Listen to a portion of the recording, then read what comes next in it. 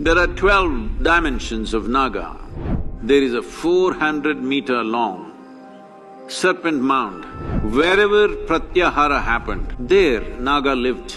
Your Adishesha has to begin to uncoil and move if you want to know aspects beyond five senses.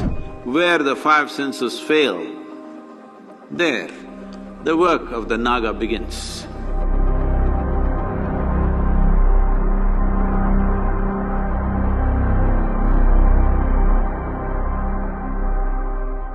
There are 12 dimensions of Naga which are worshipped in India. These are called Ananta, Vasuki, Shesha, Padma, Kambala, Karkotaka, Ashvatara, Dhritarashtra, Sankapala, Kaliya, Takshaka and Pingala. These are the 12 aspects.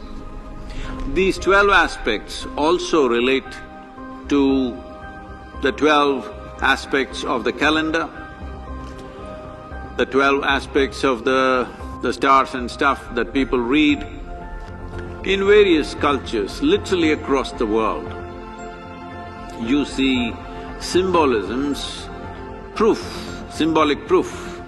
From 20,000 years onwards, you will see various artifacts around the world showing how snake played an important part in their mystical journey of those tribes in variety of places, from Russia to China, of course India, Africa, Egypt, Greece, South America, North America, everywhere you have serpent symbolism representing this. And in North America, we discovered there is a 400-meter long serpent mound in Ohio, 400 meters long, overlooking a very big crater which could have happened either because of an asteroid hit or maybe a gas burst, they're saying. We do not know how it happened. But a 400-meter long serpent built with mud, a mound, it's a serpent mound. So, various people across the world have come to this not by transportation of cultures, that also has happened, but that is not the reason why it's happened. Wherever people perceived something beyond five senses, wherever people spent time, more eyes closed, Pratyahara essentially. Pratyahara means you withdrew your senses. Wherever Pratyahara happened, wherever withdrawal of sense happened, there Naga lived. There they recognized the significance of this dimension of evolutionary residue which remains within us and how we can activate that and how it can become a process of one's evolution beyond the limitations of one's senses. The snake which is around Shiva's throat is referred to as Vasuki, but the Vishnu's snake is referred to as Shesha.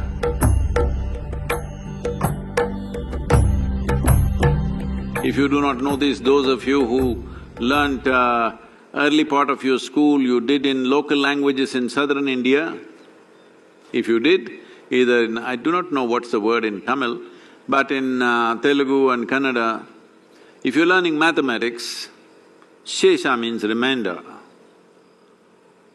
In mathematics, it's a common thing, Shesha. So that is the word that is used for this, because this snake or this serpent represents the Shesha, or what is always a remainder of when a certain creation ends, certain things remain.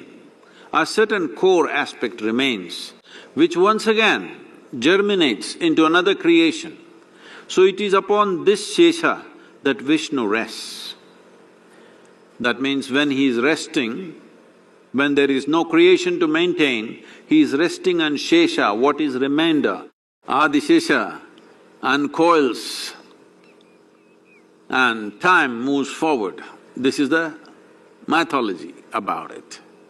This means the remainder that is left from the previous creation stays, and when it begins to uncoil, it is called as Adishesha because it's the first reminder which is there, and it uncoils means another creation begins to happen. So this is a very profound aspect of life expressed in symbolic ways. So this Nagara Panchami or Naga Panchami today represents all this in the month of Shravana, on the fifth day. This is the day which is very significant for those who want to penetrate and know life beyond their physicality, beyond their senses. This is not just about experiencing or realization or liberation, this is about knowing. If you want to know, maybe not everybody wishes to know, that is okay. Some people just want to be free, they don't care to know, it's all right. But those who want to know, for them, this aspect of evolutionary reminder within you is very, very important. Otherwise, it doesn't really function whether you actually relate to the symbolism or not, but you have to invigorate that dimension. Your Adishesha has to begin to uncoil and move if you want to know aspects beyond five senses, aspects beyond physical nature. The Naga represents that dimension which cannot be perceived by the senses. It is because of that, in the yogic culture, maximum attention was given to Naga. Well, Adiyogi is carrying a Naga around his throat because this represents that aspect of you where you're able to perceive something which your senses cannot perceive. Where the five senses fail, there the work of the Naga begins.